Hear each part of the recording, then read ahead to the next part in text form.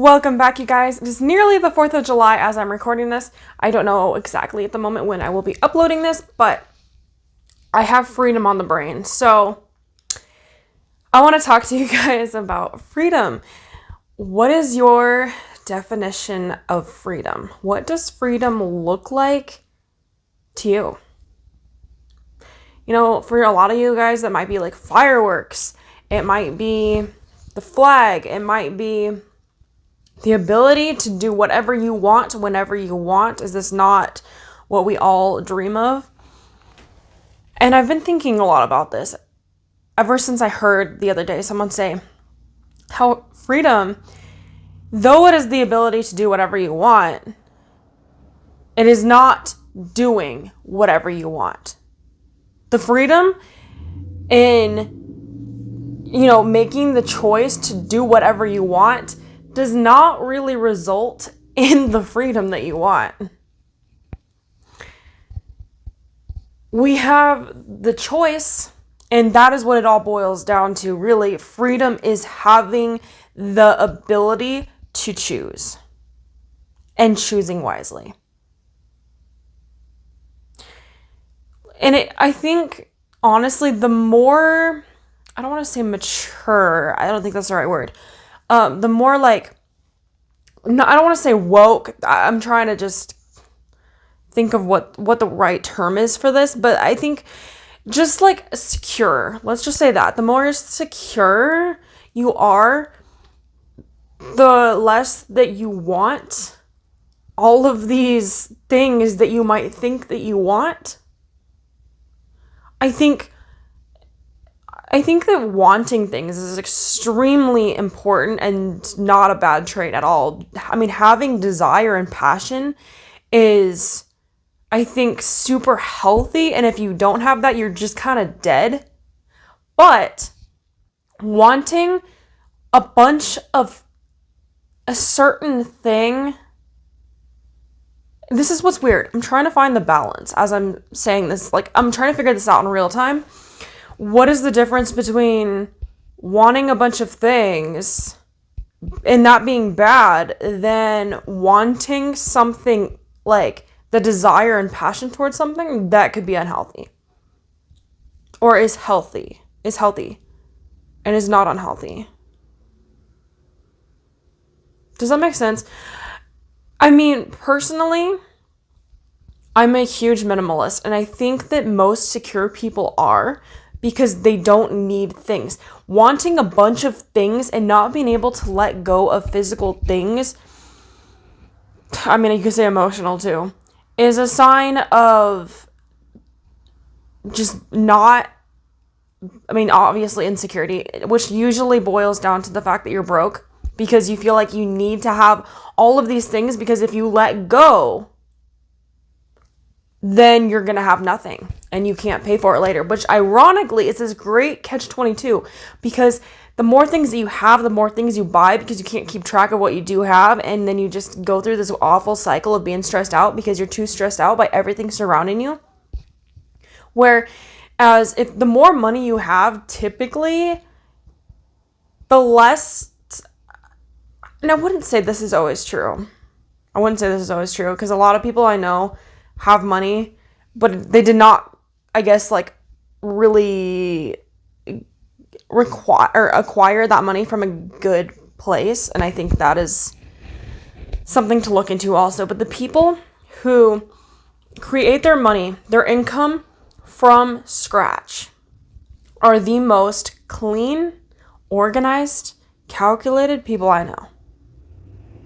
And they don't want clutter. They don't want distraction. They don't want anything to disturb their vibration. Is that the right word?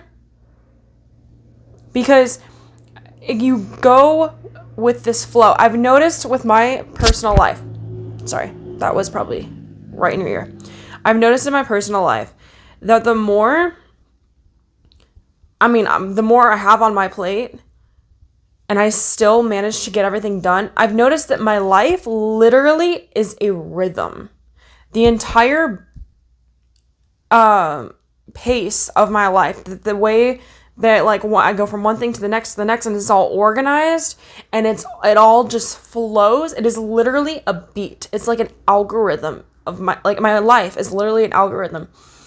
And one of my life mottos, since this is so cringy, since the One Direction movie came out and Harry's mom said this, she's like, the beat just doesn't stop. She's like, I keep waiting for it to stop and it just doesn't stop. And that had always registered with me because I felt that in my soul. I was like, this.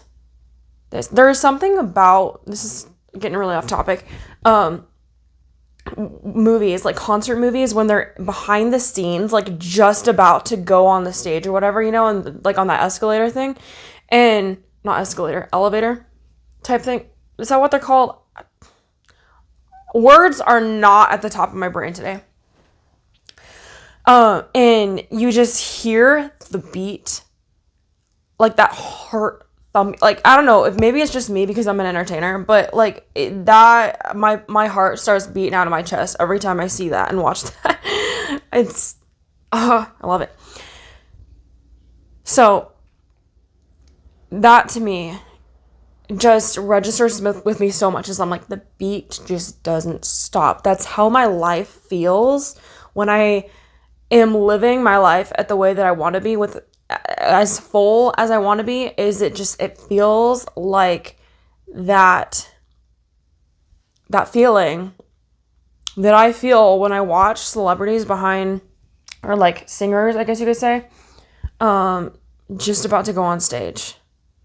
Just that beat, that vibration, that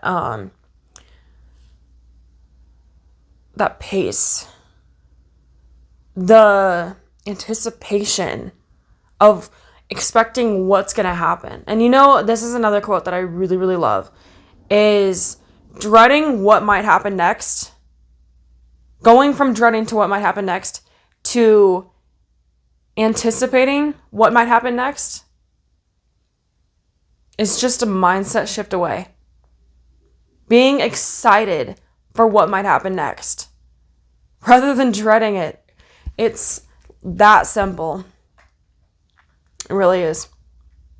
And to bring this back full circle, being excited for what might happen next comes back to that freedom thing, right? Because dreading what might happen next or being excited for what might happen next is a choice.